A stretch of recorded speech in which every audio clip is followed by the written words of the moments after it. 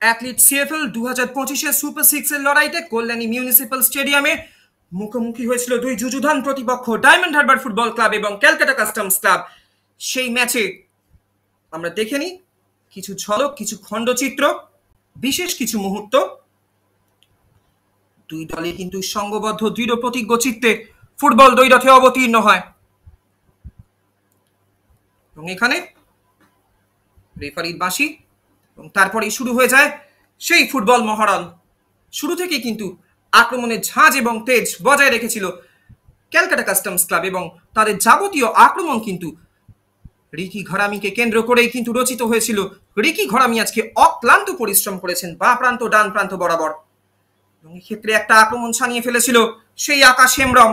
Diamond Harbour football ক্লাবের কোনো মতে গোল ছেড়ে বেরিয়ে এসে দেবজিৎ ঘোষাল পরিস্থিতি সামাল দেন। আজকে কিন্তু দেবজিৎ টেকাঠির নিচে অনবদ্য ফুটবল খেলেছেন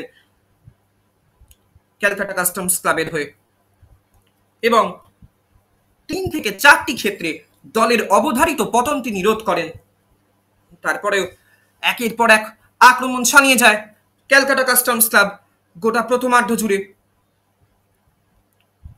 এখানে রিকি ঘরামির কর্নার ছিল কিন্তু সঠিকভাবে মাথায় বলের সংযোগ ঘটাতে পারেননি এবং এখানে সেই আকিব নবাবের 1:1 পরিস্থিতি, একদম সুবর্ণ সুযোগ হেলায় হারান আকিব নবাব এবং গোল দুর্গ ছেড়ে বেরিয়ে এসে গোলের অভিমুখটিকে চমৎকারভাবে সংকীর্ণ করেছিলেন সেই দেবজিৎ ঘোষাল,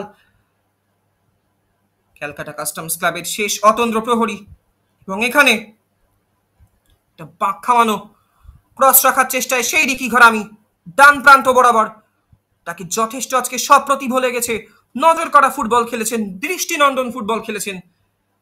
তারপরেই দ্বিতীয়ার্ধের বাঁশি, দ্বিতীয়ার্ধের ফুটবল দ্বৈরথ শুরু হয়ে যায় এবং শুরু থেকে যদিও ডায়মন্ড হারবার ফুটবল ক্লাব আক্রমণ ছানায় এবং এক্ষেত্রে যে মিষ্টি করেন সেই আকাশ হেমব্রম এবং এক্ষেত্রে এই ভুলের হয়তো কোনো ক্ষমা হবে না। সুস্নাত মালিক যে ভুলটি করেছিলেন সেই ভুল থেকেই একেবারে ওঁত পাতা শিকারীর মতো ছোঁ মেরে এসে সুযোগ সন্ধানী যাকে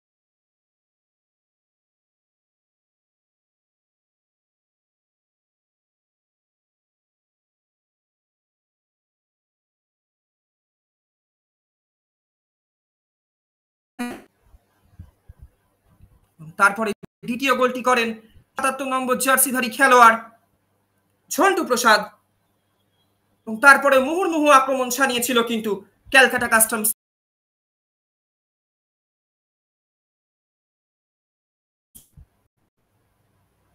এবং ফুল টাইম স্কোর লাইন আপনাদের জন্য আরো একবার confirmation, Calcutta customs club 2, diamond Harbour football club 0। আজ এখানেই বিদায় নিচ্ছি, দেখা হবে অন্য কোনো দিন অন্য কোনো একটা ফুটবল দ্বৈরথ নিয়ে। ততদিন ভালো থাকুন, সুস্থ থাকুন এবং